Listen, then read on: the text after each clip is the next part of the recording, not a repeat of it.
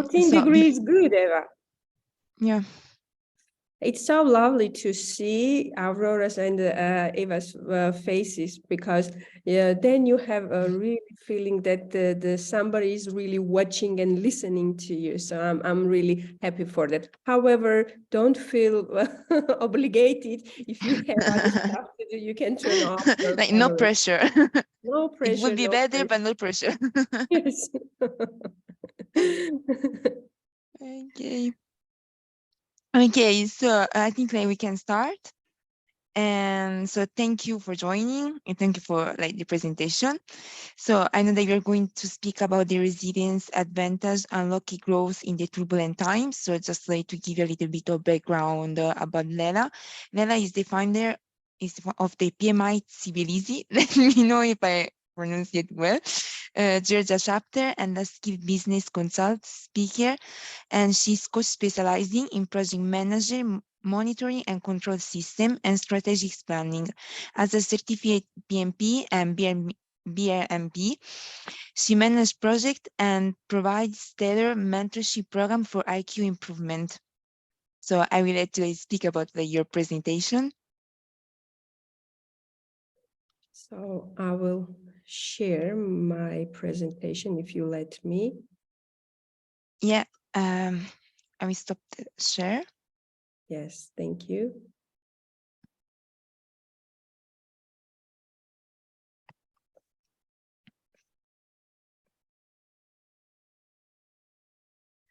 Okay, so again, good evening, good morning, good afternoon, good night. All over the world, people are joining us, and I'm happy and really honored to be presenting on this very important conference. I am from Georgia. My name is Lela Machaidze. I'm from Georgia, from Caucasus region. I'm sure you know where it is located, but I will just explain the geographical situation. We are next to Turkey, next to Russia, Azerbaijan, and Armenia, neighboring with these countries. And as soon as the Ukraine chapter started this initiative, I was really, really eager and happy to join this initiative, this charity conference.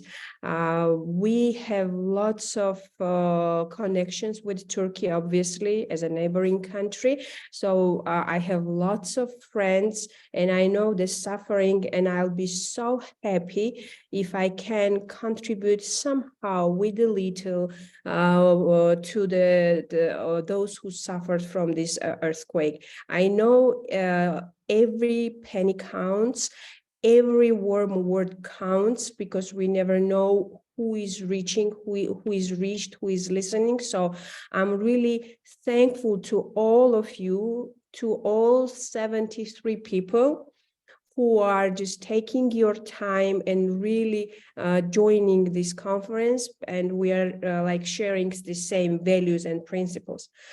With that, I want to start talking about my topic, which is resilience advantages, and how we can work on this resilience skill, and how we can work in advance so we can use this resilience skill later in the turbulent times. And we know by now that we have lots of changes, we have lots of unpredictable things happening in our world. And actually, Aurora already presented me, but I wanted to share my personal logo, which is my value and principle, and how I do anything that I do regarding the business or life. So for me, the most important is to inspire, serve, and develop. Besides the business consulting, which I do in project management, I also teach at 2 universities in Georgia, Caucasus University. I teach their change management, and also Georgian Institute of Public Affairs, where I lecture the project management. Besides, I'm conducting the PMP mentorings also, and this mentoring is completely online, and really is a pleasure to have all people from all around the world joining and have ability to join this mentoring.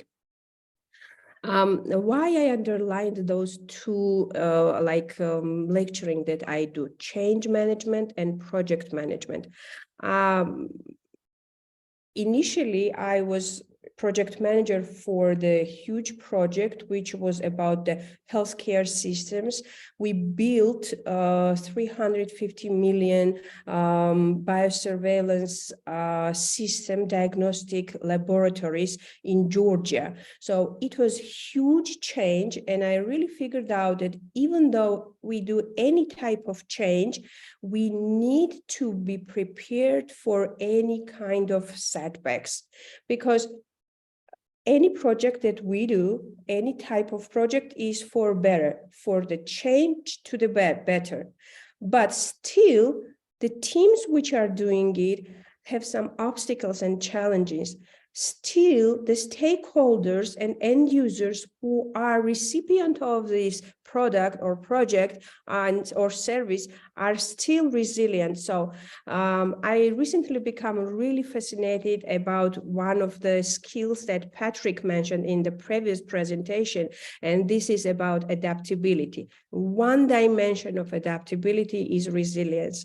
So today we will talk about the skill of resilience, how we can leverage it during the turbulent times, and how we can nurture it in individuals, in project teams, or in the teams at the organization, as well as how we can work on our organizations to become more resilient.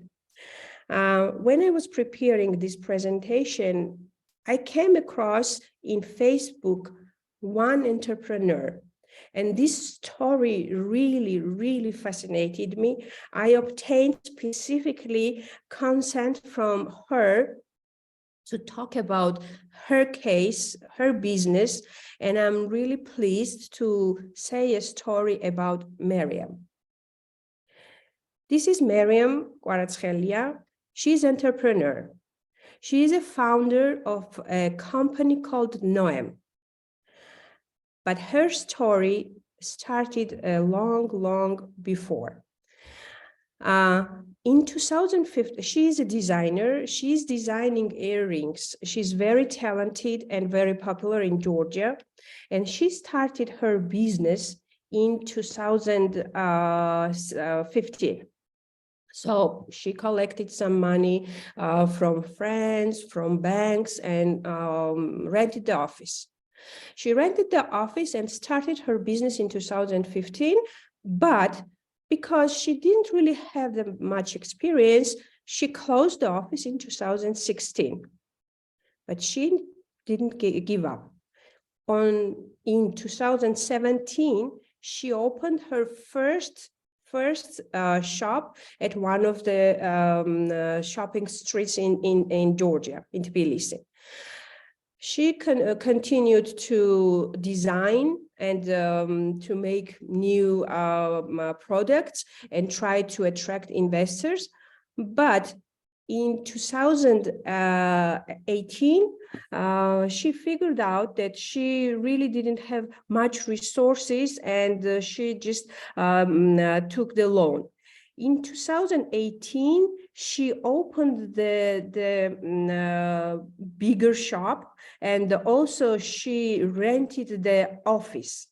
So instead of, she didn't have a house, and also she bought a house for herself. Instead of renovating her house, she renovated the office. She hired new staff, and also she tried to go to the bigger scale. In 2020, she also bought another space because the demand was growing. Demand was really going for her product. And in 2020, you know what happened? Pandemic. She had strategic plan to open 11 new shops, and she already had more than 2,500 individually designed products to go to those shops. So those of you who know the handmade crafted things, it's so much it requires so much work and details and peculiarity. So instead of her opening 11 shops, the pandemic happened and she had to close all the shops. She had to sell her house. She has to close her all the operations. And in 2021, banks, obviously they needed their payments, yeah, and they said that they would sell the offices as well and the factory where they were producing the goods. So the same time, what happened? She got sick with COVID. In the row for 3 months, she was in the hospital all the time. The crew, which is so precious, and designers who are so precious, of course, were looking for another jobs, and she lost the staff. When I talked with her, she was not really concerned about the damage that her business had in terms of the finances, but she was really caring about the people and talent who she lost during this period. So in 2021, she got a very deep depression. She got very severe mental health problems after the COVID period. And she also discovered that she also not only sold the business, not only sold the office, but also sold all her personal belongings in the yard sale. So everything, what she could, she was just completely destroyed. But why she did it? She had 2 or 3 very precious and unique employees, and she was keeping them. So she was selling her personal belongings to keep them. So in 2022, after the 3 years of all the healthcare problems, she finally recovered. And 2023, she reopened her brand again. She found investors. She found again the team who were dispersed, and she again opened. Her story is just amazing when she says that she had 50 bags that she had to carry alone from one place every week to another. So it's just terrible. But what really made me just to think about her, how big and how well-developed resilience skill she has, is that in 2023, she found the strength to open the office again, open the business again. And she's very active on Instagram, very active on TikTok. She's doing all this job. But what she told me is that I have a feeling that after I fall, I have to just collect myself and start over again. And we all had that situation in our lives. I'm sure we all had that situation in our lives. And the human being has this character in its life. That's why we survived as a species, right? We have resilience. We have this skill. Everybody has this skill. Now the question is that how fast we can recover and bounce back. This is the question of the speed and effectiveness and efficiencies. The questions that I have when I look after 2020, we had the war, we had earthquake, the people, and those changes and those turbulences happen so quickly, so often. Are we as a project managers, as a human beings prepared, and do we have sufficient resilience for get back to our normal? I know the term it's never normal, but we still need to have some stability. We strive to the stability. So the question that I always ask myself, and I want to encourage you to answer this question. I really want to encourage you to use the chat. Please use the chat.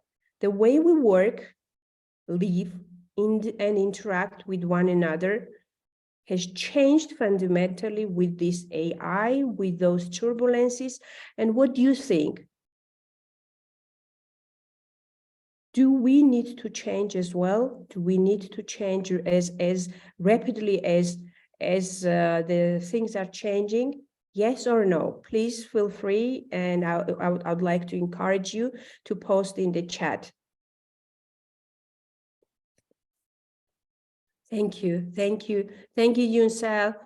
Hassam, thank you. Oliver, thank you. Oliver, I'm so happy to have you here on my presentation.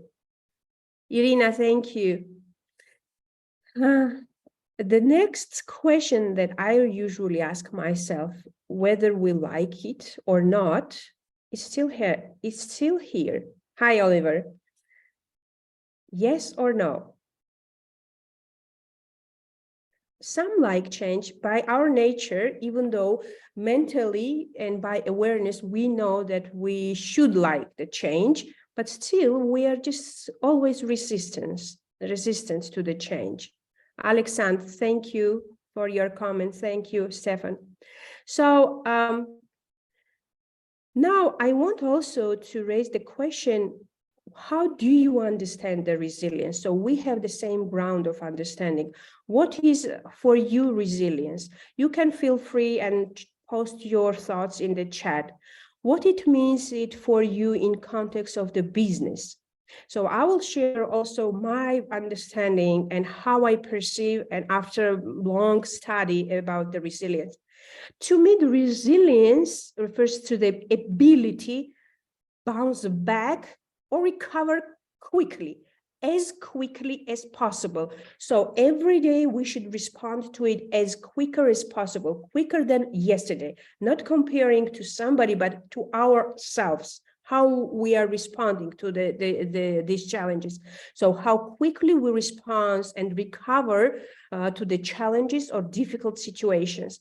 But in context of the business, I think that it is about its organization's ability to withstand and to adapt to changes. And what is the more, the change can be planned, like transformations we do, like projects we do. It's planned. You can plan it in advance. The most important part here is what is uncertain and unexpected. When you recover to unexpected, from unexpected and uncertain.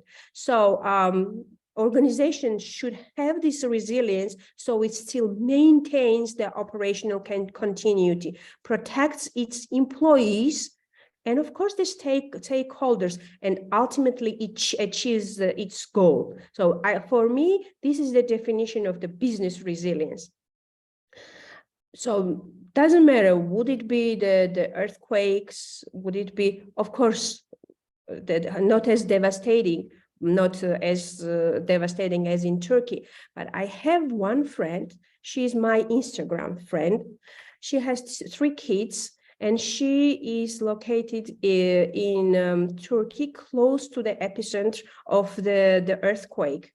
She was running online business, and I remember her posting pictures and videos during the earthquake when all the kids were running and screaming, and it was terrible. But I remember her resilience skill, that just after 2-3 days, she had to move from her apartment, she had to move her business.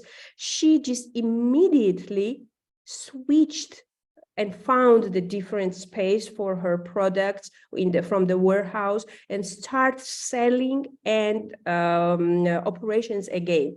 So it was amazing how people can have it. Some have it better developed, some have it less developed. So we can work on the resilience skill for starting from our individual resilience skill, going to the organization. So anything that organization and management can do for each individuals, nurture that skill before something happens, so it can be developed. So the next question, why you think the resilience is important? So thank you for comments. Yunsel, thank you. Flexibility, endurance, agility, it was to the previous question. Alexander, the power of withstand and inevitable change. Yes. I agree completely. Inevitable change is something that we have to recover, that we have change. We called them projects, which are planned, right, in advance. You plan, you have initiation, planning, execution, blah, and you are just still having some unknown risks there. But here it's completely unknown. We call it like emergency, but still you have to recover quickly from that. Yeah. Why resilience, Irina? It's just a part of survival mode. Later she will have more issues with this huge change. Resilience is important because we live in VUCA world. Agree, Eva. I completely agree. But I would even add more. Those changes which we cannot predict are happening even faster. The issue with those, they were happening always. We had pandemics in 1913, we had pandemics, they were happening, but things that are changing now, they are changing even faster. This is the issue. So to me, the resilience is important for both, for individual and organization, because it allows them to cope with the challenges and recover faster. So in the face of uncertainties and changes, organizations and individuals are resilient and are better with the resilience, are better equipped to adapt and respond effectively rather than becoming overwhelmed or just giving up. There can be cases who, for example, in case of Miriam, she could have just gave up. She's very famous brand herself. She could have worked with the different companies, and she did, by the way, for a short period of time just to survive, but again went back and recovered. So the resilience can lead to greater personal growth. This is what is most important, to improved mental and physical health and increased overall well-being. This is what I strongly believe. So it enables individuals to handle stress and adversity in a healthy way, and bounce back quicker. For the organizations, it means that they can maintain the continuity and also keeping the healthy environments for their employees, for their stakeholders, for people who they work with. So for them, it's important to protect the well-being of the employees, as well as the stakeholders and the customers. So this is what will keep them on the flow. This is what they will keep them alive. So the resilient organizations are better equipped to identify and take the advantages of those setbacks. So they see better. I really love the approach when, for example, we have only one right answer to equation. But I always think that with resilience, we can have several right answers to the equation and then choose the best right answer from the variety of the right answers. So characteristics. We need to have some characteristics to identify what are the characteristics of resilience. Do I have it or not? So for individual, this is just an examples. It's not full list, but the main characteristics of resilience, key characteristics. So positive attitude and mindset. I'm sure you have people, even in hard times, when they still keep positive attitude and mindset, and you can easily distinguish them, identify them. Emotional intelligence and self-awareness. We talk about those skills a lot in project management, and Patrick talked before my presentation. We know all this, but if you have bits and pieces of this, it means that you have this resilience skill as well. Coping skills and stress management, resourcefulness and problem-solving skills, flexibility. So I always have a like discussion with my colleagues, flexibility and then adaptability. Are they interchangeable? Flexibility and adaptability, what do you think? Are they? Flexibility is the same as flexibility and adaptability. And for individual, I wanted to also highlight determination and perseverance. This is very important skill. So we just need to be aware. We are so swamped in our daily life in this rat race that sometimes we don't think about each of those skills. For teams, how we can characterize the resilience: the clear communication, effective collaboration, supportive team culture, and shared goals. The team also would have the feedback, openness in feedback, learning from mistakes, not the blaming, because the culture of blaming is really killing the resilience, because it's really the opposite to the resilience. Trust and psychological safety, and flexibility and adaptability to changing circumstances, quickly changing circumstances. For the team, the characteristic of the resilience is also the promotion and the advocacy of the leadership and shared decision-making. I know that sometimes in our project management, we have this autocratic decision-making. When you have a deliverable deadline, you have to make decisions strongly, quickly, on time, right? Yes, I would agree with the project management, but for the organizations and businesses, it's completely different, and we would agree with that. I think you would agree with that. So organizations with resilience, organization, this leadership is very strong, and they have clear vision. They have clear vision, and it always helps. They have proactive risk management and contingency planning.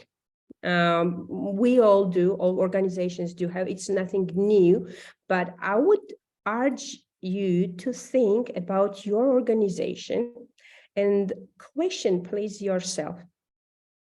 Does your organization has any risk management or contingency planning to improve employees or organizational resilience?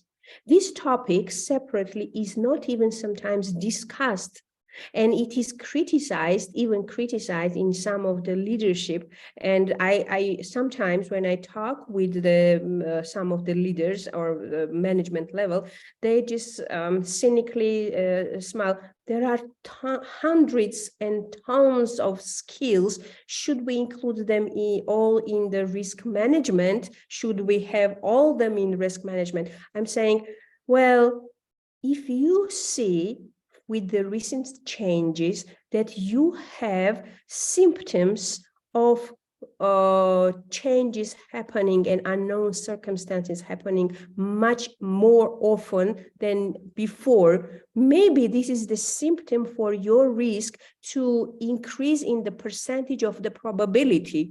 So you just talk with them in the same language, right? So it means that if it's increasing, the probability of risk happening is increasing. So you need to have something planned well in advance. So this is the same as survival for the human species. It survives those companies who will have it better. So diversity and inclusivity, all those are buzzwords. I know, you understand, but you can have them as a criteria to just think if your organization have it.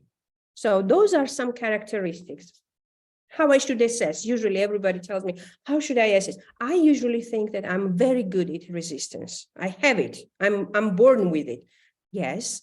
And I came across with the one tool that I will be sharing just to finish the organizational resilience characteristics, continuous learning and improving, how concentrated they are on those, innovation and creativity, how much they promote those, and resource allocation and optimization. So those are key characters of the resilience organization. So now, I want to again ask you a question. I really love the interaction, which usually when I do the physical workshops or speech, I usually ask those questions. I want to ask you the question again. Do you believe, it's your opinion, it's your belief right now, as we stand, do you think it is possible to improve or develop resilience? Because I usually receive response that, oh, resilience cannot really be, either you have it or not. Either you just born genetically with it or not. With all this knowledge that we have about NLP, about change management processes, I think we should know by now that any skill, so sometimes long before, the communication probably was thought that it cannot be developed. For example, I always hated the public speaking. I was frightened, scared of public speaking, but I was aware that I was frightened and I could improve it. So I had belief that I can improve. If you cannot even believe that you can improve something, it's impossible to improve it. Yeah. Some may call it placebo effect. You name it. You can name it anyhow, how you want it. But if you have belief, it can be improved. And as we are born, it can be developed even further. Oliver's comment, yes, inside the tension field between efficiency, and you can move to one side or the another. Completely agree with that. In my search of, I'm really a person who really loves data. I love the emotional part, but in my project, usually besides the emotional and teamwork, I always rely on data. The schedule, budget, project manager, right? From my background. Even I noticed when I'm swimming, my results are much better when I'm counting how many rows. So I even wanted to see how I am responding to it. So if I count how many lanes I swim, I'm much better, more effective. So I'm like more resilient. But if I'm not counting, I'm like, my motivation is down, my spirit is down. So I was in search for something that can exist, that can measure resilience. So if you ask me, I'm a very resilient person because I survived the Soviet times, then the system ruined. I survived the civil wars, 2 civil wars, then Georgia lost 2 parts of it, but is occupied by Russia, Abkhazia and Ossetia. We have lots of IDPs in Tbilisi. So then I lost my family members. I lost my dad. I lost my, I don't know, grandma. So if you ask me, I'm super resilient person and I don't need any improvement. I was so fascinated by the AK model, adaptability quotient, ACE model, and resilience is only one part of this ACE model. I'm sure some of you may have heard about it, some not, but believe me, if you love measuring something and doing the assessments and then improving and seeing improvements in yourself, in your organization, this is probably something that you will enjoy. So adaptability quotient, we have IQ, we have EQ, but we also have AQ, which consists of ability, character. It's like the models that like Myers and Briggs and DISC, but it is mainly concentrated on adaptability, and resilience is one of them. So third pillar for this ACE model is environment. So let's go deeper to each of them, what they consist and why should I believe. First of all, why should you believe? Who created it? The question is that, well, there are hundreds and thousands of assessments. The model which they created is based on the real studies that existed, more than 1,000 real studies, and the scientific background, which you can just later on search. This is ACE model, AK model, based on the studies conducted by several universities, and the questions which AI is asking you during the half-an-hour assessment are just brilliant, and it really reveals your current situation in regarding the adaptability. So if we go further, what this ability dimension, by the way, the ability dimension, which consists resilience. So it consists of grit, the ability to pursue a goal in the long-term perspective. I usually, when I have in my team brilliant team members, some of them are grittier. Have you noticed that? They are not smarter, but they are grittier. And they really pursue their goals, even it takes them for, I don't know, 2, 3 or longer years. For example, I thought that I am really grittier because it took me 8 years from 2013, 2018, 6 years to establish PMI Tbilisi, Georgia chapter. So I thought 6 years for establishing the chapter, initiating and founding the members, board of directors, and getting approval from PMI, 6 years for me sounded huge. But by step, I still had this goal to have in my country the chapter. So we did it, even for 6 years. Even I was not paid for it. It was a volunteering job for me. So the second is mental flexibility. Those are the sub-dimensions of the abilities. Ability to hold the contradictory ideas in mind. This is very tricky, right? So it's really tricky. The mindset, self-belief. How much do you believe in self? And what I really concentrated on this presentation, the resilience. Ability to recover from setbacks and challenges. The last one is unlearning. Ability to be able to let go old skills and learn new skills. So the ability dimension, it is believed that they can be developed. They can be improved over the time if you, first of all, are aware and recognize them as a separate skills that to be worked, yeah, and work on them over the time, step by step, as a ritual, I don't know, planned habit, you name it. So they can be developed.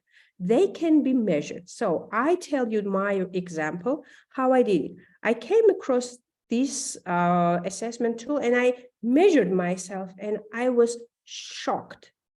I was really shocked because my grit was very high, but my resilience level was so low. Then I tried to search for different tools, books, exercises, or scientific papers. I worked on it for 2.5 years to find different material on it. And I started doing simple exercises, very simple exercises to improve my resilience.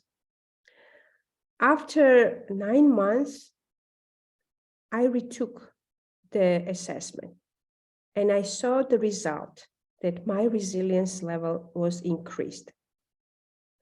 Some of you may ask, by the way, I want to encourage any questions, please post them while they come, because you just ask any type of questions. If I have an answer, I'll be happy to answer you. I don't know everything, but if I know and I can share my opinion.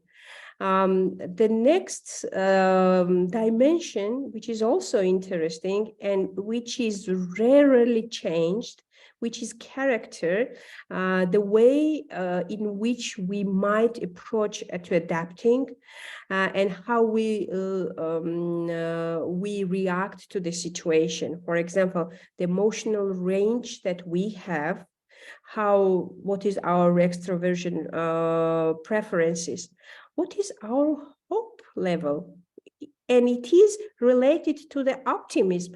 One of the studies, Harvard studies, I'm sure some of you read the Senkler's studies and following him, he found out that besides the exercises, besides the skill, the mindful eating, healthy eating habits, the optimism is third pillar for longevity.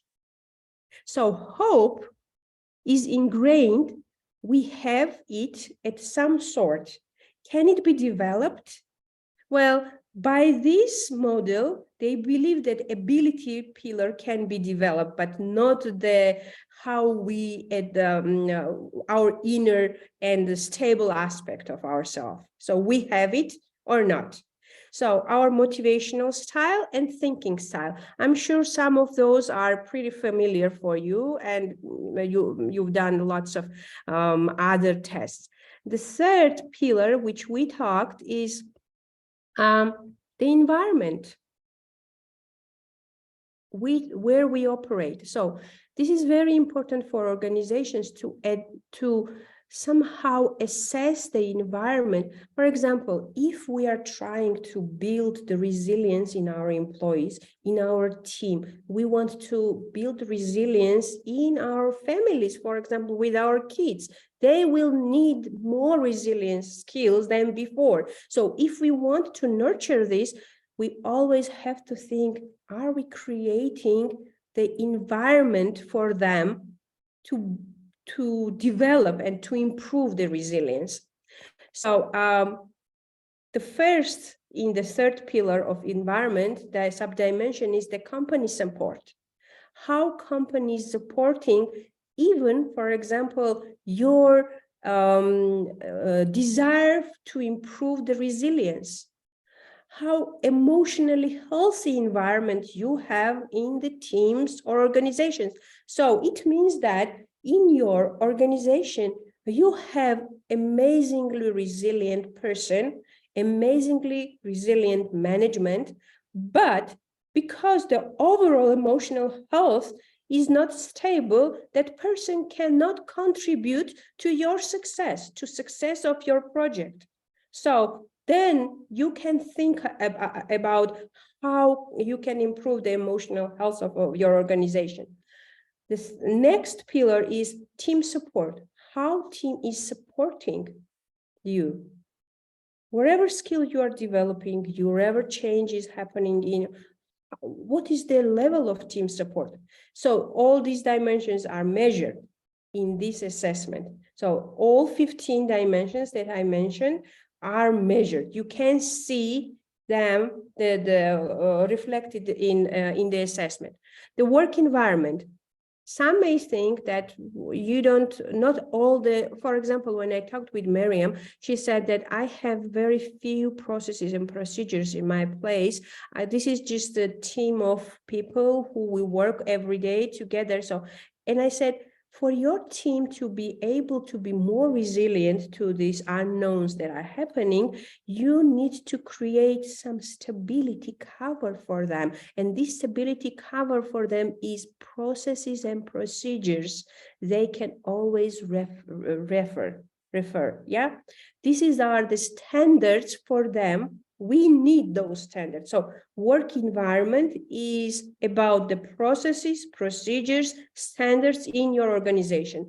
Do you have them in the organization? Does your employees know that you have them? Are they aware of them? Are they exercising them? Are they updating them? Are they referring to them? So, and the last is the work stress. What is the work stress level? And we all know with the work stress, our amygdala shuts everything, and your response level is so low, and your productivity and effectiveness is so low. So how you can, as an organization and business, expect from your employees to be resilient if you always have work stress?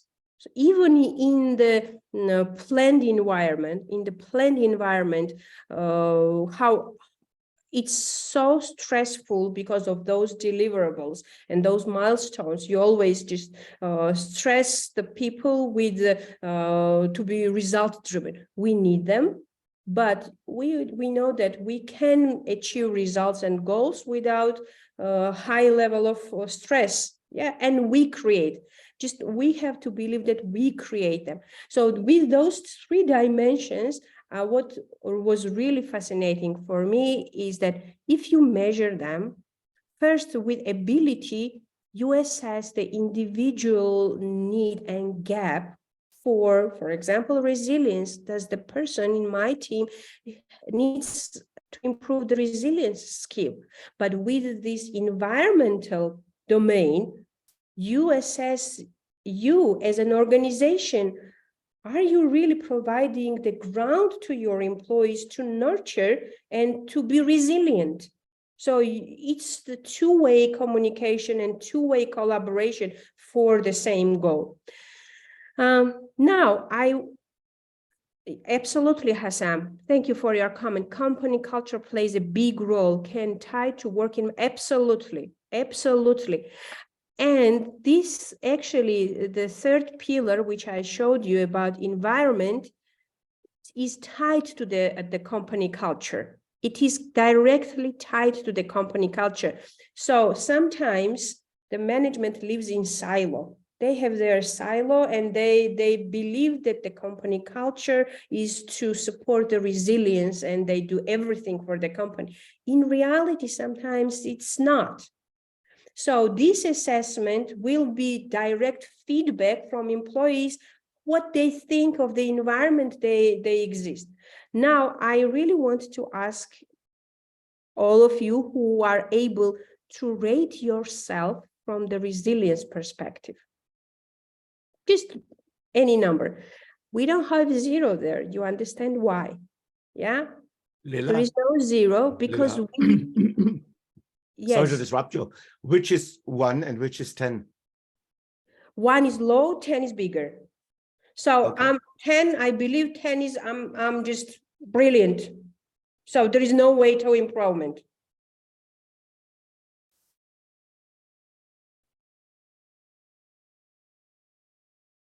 Okay, thank you all.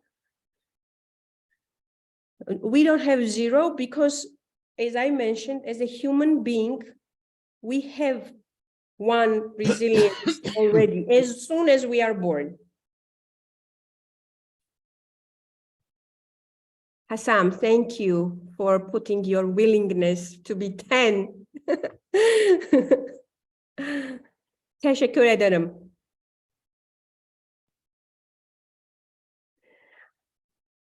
Thank you for Patrick. Thank you.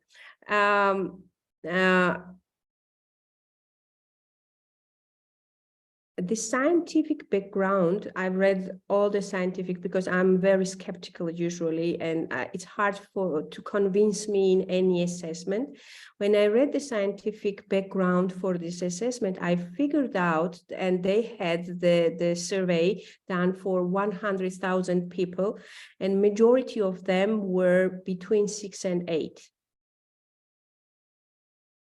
So majority, 80%, Pareto law, 80% of the interviewed people, they believe they are in between 6 and 8. So by nature, our mind believes that we are great in resilience, which means that if we are great in resilience, we don't need to work on it. And this is one of the obstacles for us to work on it. You understand? So if we have this too much complacency, I'm brilliant. Why do I know? As I mentioned, I survived 4 wars. I survived all these disasters. I survived this. I survived loss of my closed ones, and I survived everything. I have resilience, but in reality, it is too much complacency. Is it enough for today? The question is that. Is it enough? Am I well prepared? It's like if, for example, you know any other second language, not your mother language, but other language which you learned in your school. Is it so easy to learn language? Even if you, for example, learning it from your school, unless you exercise and as a routine, step by step, learn it, you don't know it as fluently as your mother language. So why do we believe that we are so brilliant in resilience? So organizations do the same. They say we recovered and we continued our cooperations even though something uncertainty happened. I'm saying, would have you done better if you have done the better skills? Well, there is always better to be done. I mean, if you had prepared for it, maybe then they doubt, maybe. So I want for us to think about, maybe we can think now to be prepared for the future, which we know is unpredictable and lots of changes are happening. So for individuals, for what prevents us from working as a routine, as going to the gym, about the resilience is our too much complacency and low sense of urgency. We all know that any change, for example, by Kotter, by Dolores, that the low sense of urgency is one of the obstacles for us to work on any development or change. So organizations, we would say, well, I have made here, so why should I worry? I'm pretty successful. I'm here, so I'm the best. Just look around what happens. I'm doing fine. I'm doing fine. Usually, maybe we should have this self-confidence, this reflection and affirmations. We need them, but we also need to think that we need to prepare today and be more resilient. For organizations, there are also some obstacles. Yeah, they have very insufficient supportive coalition. If, for example, I talk and do lots of this AQ assessment and consulting with the companies, and for example, I explain this concept to the leadership, and they really got fascinated with this. When they go to their management, they just went to another training or went to talk with somebody else and got light up with some of the ideas. So they agree. In reality, they say that, okay, let's do it, but they have this passive resistance. And also another from organization is artificial bureaucracy. They say, this year we don't have any adaptability, any resilience program for our staff. By every year we develop at the end of the year, so let's start it in December.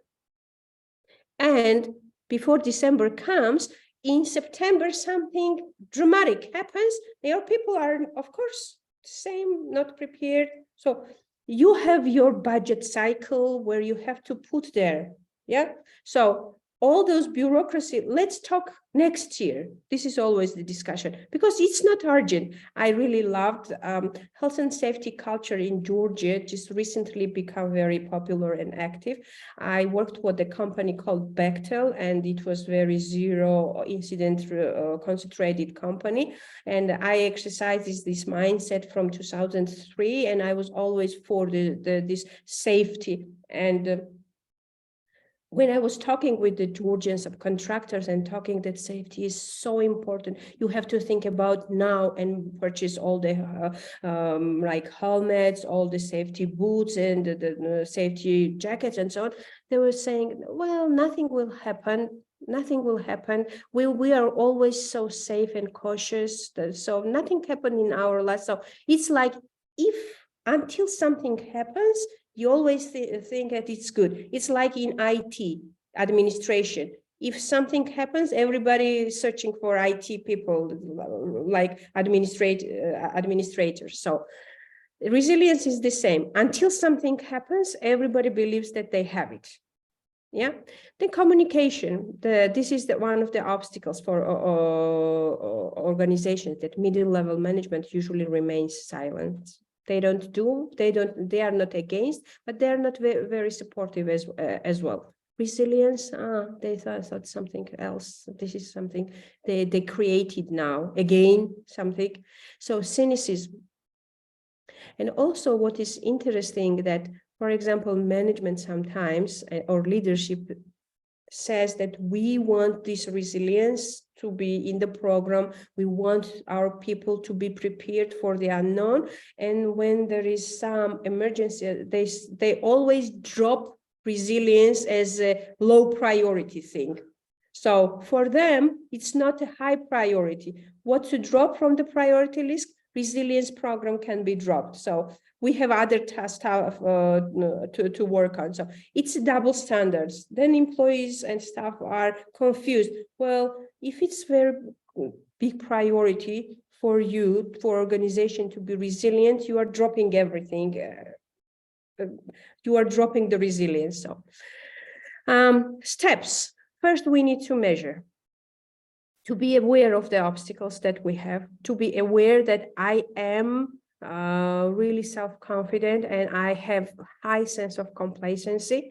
And so have somebody around you support as a supportive guided coalition. The people around you, people in the management, people individually, your friends, who are also strong believers that we need to work on the resilience. So measure, be aware of the obstacles, and have supporting coalition. Build them. Find the people in the organization who are also believers that can benefit organizations' resilience.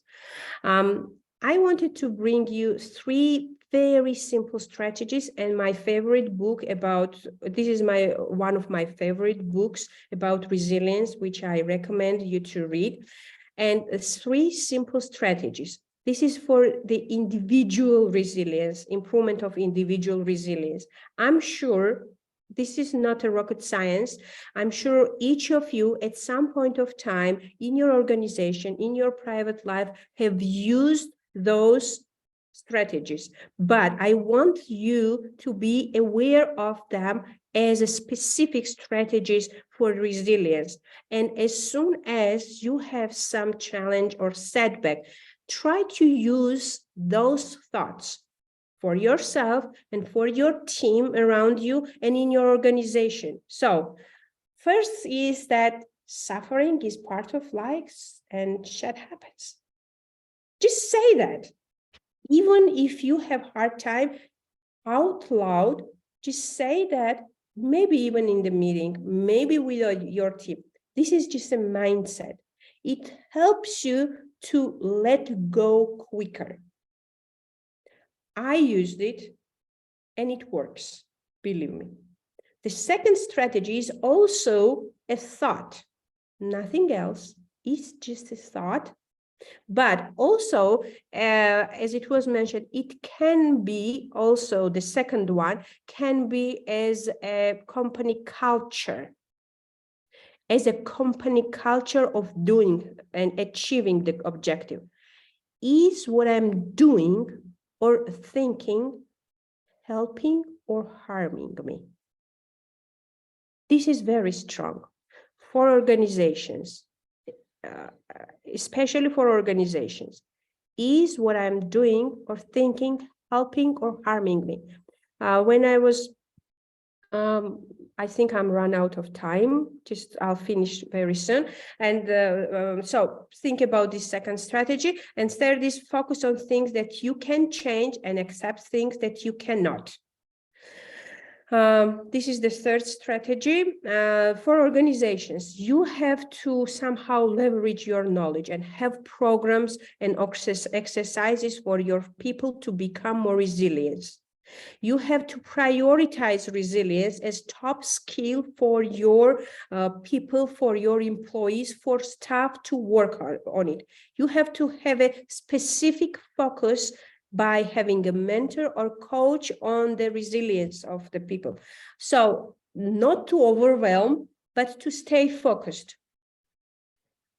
Find the balance, not too much and not just eliminate it. Somewhere in between, but still work on it.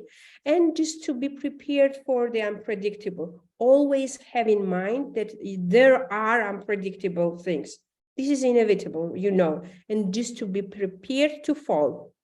Just fall and stand. Be aware of it and stand. The third, which I really love, is that no skill becomes fruitful and effective until you practice, practice, and practice.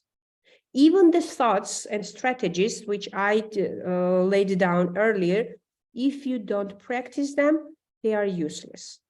They don't give you any result. You just need to practice. And last slide, I wanted to show you this video. Can you see it?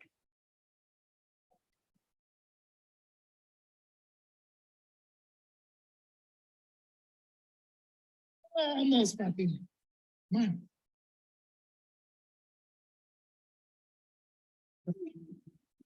See yourself in your mind making it. Say the following words. I'm powerful. Powerful. I'm fearless. I'm unstoppable. I'm incredible. I'm fast. I'm strong. I can do it. See yourself getting all the way up right now. Visualize it, and as soon as you're ready, you go and you give it 100%. As soon as you're ready, you go. Come on, get it. There you freaking go. Yes.